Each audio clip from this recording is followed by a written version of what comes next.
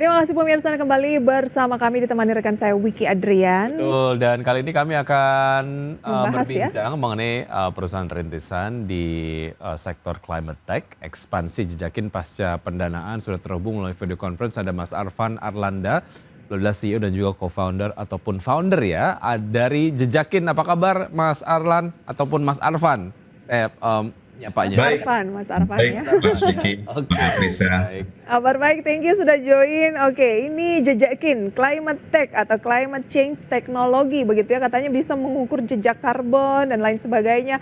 Boleh mungkin dijelaskan dulu, tak kenal maka tidak menggunakan ataupun tidak kenal begitu ya, gimana sih mengenai Jejakin ini? Iya, jadi fokus kami adalah di menyediakan carbon management platform. Jadi perusahaan climate tech yang fokus sebenarnya kita punya 3 pilar ya. Jadi yang pertama, kami membantu perusahaan-perusahaan untuk dapat menghitung emisi karbon mereka. Jadi ada yang namanya scope 1, scope 2, scope 3, direct and indirect emission. Kemudian set targetnya mereka, let's say mereka mau jadi net zero company, atau mereka mau reduce emisinya 30% by next 5 years misalnya, dan itu nanti kita bisa bantu juga untuk mengeluarkan rekomendasi apa yang harus dilakukan untuk mereduce dan kemudian meng-offset emisi mereka. Itu pilar pertama. Pilar kedua, kita punya seperti marketplace, jadi isinya program-program hijau, baik untuk nanam pohon atau renewable energy atau proyek-proyek karbon lainnya. Jadi nanti mereka bisa pilih juga kira-kira mereka punya interest untuk involve di proyek-proyek hijau yang seperti apa gitu. Kita punya list cukup banyak lah gitu, dengan baik program-program yang kami punya sendiri maupun dengan mitra-mitra kami gitu ya. Yang ketiga, pilar ketiga kita sebutnya digital MRV. Jadi untuk mengukur, monitoring, reporting, and verification di program-program hijau yang ada di forestry ataupun di sektor pertanian ya. Jadi mulai membantu dari mengukur berapa potensi yang bisa dihasilkan dari satu area, gitu, potensi karbonnya.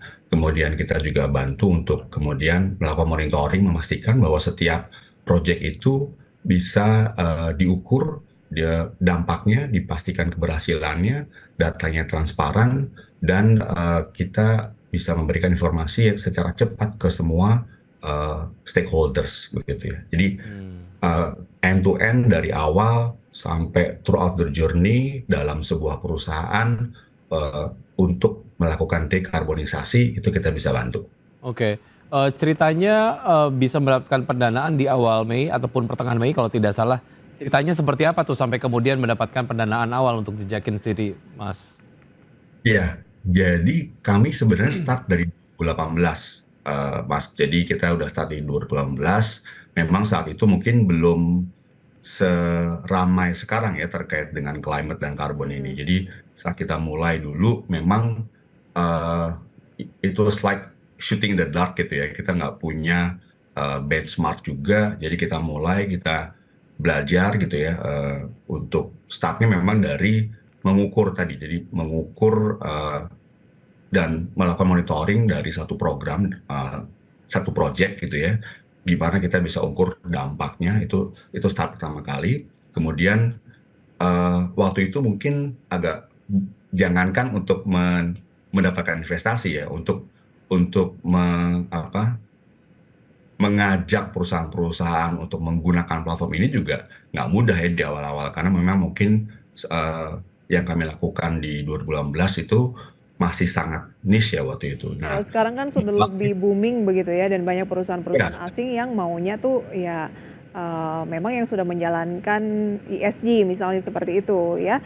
Oke, berarti itu juga yang membuat Visi tertarik untuk melakukan pendanaan di Jejakin. Nah, pendanaan ini akan digunakan untuk apa saja? Jadi fokus utama kami adalah untuk menambah resources ya, subject matter expert gitu, karena memang cukup banyak proyek yang saat ini berjalan gitu, program-program kami.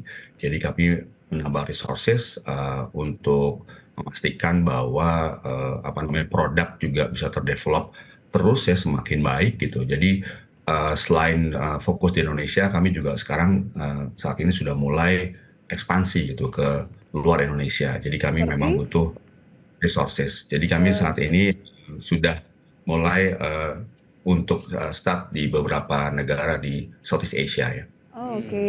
Oke, baik. Setelah pendanaan, apakah hanya ekspansi saja atau dari pilar-pilar tadi ada perluasan servicesnya? Mungkin kita akan bahas usai jeda berikut ini ya Mas Arfan ya. Dan pemirsa tetap Baik. sama kami akan segera kembali. Ya, pemirsa masih bersama dengan founder dari dan juga CEO dari Jejakin yang merupakan Climate Tech atau Climate Change Technology. Tadi dikatakan bahwa akan mulai ekspansi ke South Asia dan membutuhkan banyak sekali resource seperti sisi produk maupun expert karena banyak proyek yang tengah jalan dan perusahaan ini sudah beroperasi sejak tahun 2020. Oke, ini kalau kita lihat dari pendanaan yang sudah didapatkan, tadi kan ekspansi pasarnya sudah disampaikan ya, dan pilar-pilar servicesnya juga sudah disampaikan. Nah, pasca pendanaan ini akankah ada penambahan services di 3 pilar tadi atau seperti apa Mas Arfan? Ya, jadi selain fitur-fitur menu-menu baru dari ketiga pilar tadi, kita juga ada turunan-turunannya dari pilar-pilar yang sudah ada. Dan kami sekarang mulai start untuk mendevelop proyek karbon kami sendiri gitu. Jadi mulai kalau sebelumnya memang kita kerjasama dengan mitra, kemudian kita juga membantu klien-klien gitu ya. Dan sekarang kita sudah mulai juga untuk mendevelop our own projects gitu. Oke, nah user dari Jejakin sendiri ini memang corporate begitu ya, dan penggunanya sejauh ini sudah seperti apa sejak 2020?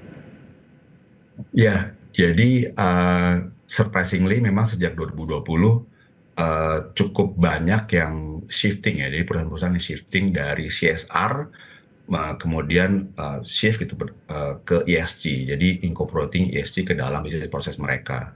Saat ini kami sudah cukup banyak bekerja sama dengan perusahaan-perusahaan lokal maupun multinasional, perusahaan-perusahaan BUMN juga. Namun selain fokus di B2B, kami juga sebenarnya ada pilar untuk B2B2C ya. Jadi saat ini kami juga banyak jadi bekerja sama dengan existing platform untuk memberikan akses ke semua consumer gitu ya, untuk kemudian dapat ikut berkontribusi. Saat ini kami sudah punya jutaan subscriber ya di level retail ini. Baik, artinya memang dari segmen korporasi dan juga retail juga mulai tercater gitu ya. Oke, interaksinya dengan stakeholders bursa karbon, Jejakin itu ada di mana, Mas Arfan? Jadi kalau dari ekosistem gitu ya, proyek karbon atau nanti juga setelah memang sudah menjadi SPGRA, sudah keluar carbon credit-nya, itu bisa dijual di bursa. Posisi Jejakin saat ini adalah sebagai project developer gitu ya.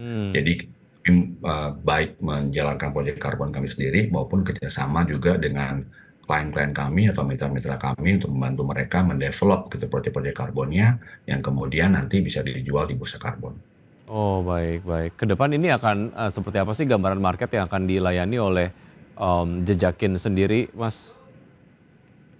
Ya, jadi market sebenarnya Indonesia adalah salah satu negara dengan potensi terbesar di dunia ya terkait dengan karbon ini. Jadi memang ya kita sangat diberkati ya dengan alam kita, bukan cuma hutan tapi juga di sektor agriculture, di sektor blue carbon ya, di sektor pesisir gitu. Jadi bukan cuma mangrove tapi juga coral dan sebagainya. Jadi potensi kita sangat besar saat ini.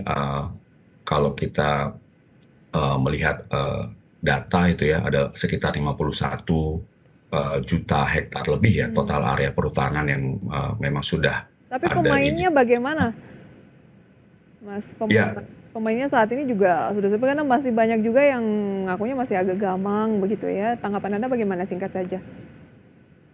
ya, memang ini satu hal yang cukup mungkin kompleks ya. Jadi bukan Kompleks ya. hal yang common yang sebelumnya sudah banyak dikerjakan. Ini hal yang baru, jadi memang masih banyak hal gitu yang perlu dipelajari gitu ya, karena regulasi policy juga masih terus cukup dinamis begitu. Walaupun sudah cukup banyak policy regulasi yang in place, tapi ada beberapa juga yang kita masih tunggu dan ini cukup dinamis lah gitu Karena situasinya. Jadi memang dinamis dan kompleks, memang ya, aturannya juga masih ini ya, masih Ikuti cukup lah ya. mengikuti begitu ya. Oke. Thank you Mas untuk sharing informasinya, sukses selalu untuk jejak in gitu terima ya. kasih. Ya, thank you Mas Arfan, sampai jumpa, sehat selalu. Ya, thank Baik. you, Pak. Baik, kita Dan- akan update ya pergerakan dari IHSG dari pembukaan 1 hingga saat ini seperti apa. IHSG di 9:29 waktu Indonesia bagian Barat. Pemirsa, IHSG berada di zona hijau ya, menguat 0,48% di level 7.097,222. Kemudian pemirsa, untuk saham-saham yang masuk dalam kategori top gainers maupun juga top losers, juga mungkin Anda bisa saksikan di layar pemirsa ya. Ada saham lead begitu ya yang menguat 18%, GPSO 15%, SMDR 7%, Arna 5%, Temas, SMGR 4%, Aman Mineral 3%, Tins juga naik pemirsa hampir 3%, dan beberapa saham lainnya. Loser Sadaheli turun 18%, Laba, Innov, BDKR, IBOS, MTWI, SMIL, Trin, LPKR pemirsa, dan beberapa saham lain yang tentunya ini masih terus melakukan pembentukan harga karena perdagangan baru berlangsung kurang lebih 30 menit. Itu dia pemirsa review singkat pembukaan perdagangan hingga saat ini, dan pemirsa sudah 90 menit kami menemani Anda dalam Power Breakfast. Ya, semoga pembahasan kami hari ini dapat menjadi referensi dan sumber informasi untuk Anda. Tetap perbarui informasi Anda hanya di IDX Channel, your trustworthy and comprehensive investment reference. Karena urusan masa depan harus ke depan, aku investor saham. Prisa Sampurdato pamit. Wiki Adrian, Sampai jumpa.